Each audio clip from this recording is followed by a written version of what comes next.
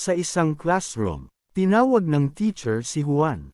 Teacher, Juan, kung bibigyan kita ng 2 pusa, tapos dadagdagan ko pa ng 2 pusa, tapos dadagdagan ko pa ulit ng 2 pusa. Ilang pusa na ang meron ka? Juan, 8 po. Teacher, mali, makinig kang mabuti, bibigyan kita ng 2, dadagdagan ko ng 2 pa, at dadagdagan ko pa ulit ng 2. Ilan na ang pusa mo? Juan, 8 po ma'am. Teacher, hi. Naku Juan, sige ganito na lang, baka nalilito ka lang. Binigyan kita ng 2 mansanas, tapos bibigyan kita ng 2 pa, tapos dagdagan ko pa ng 2 ulit, ilan na ang mansanas na meron ka?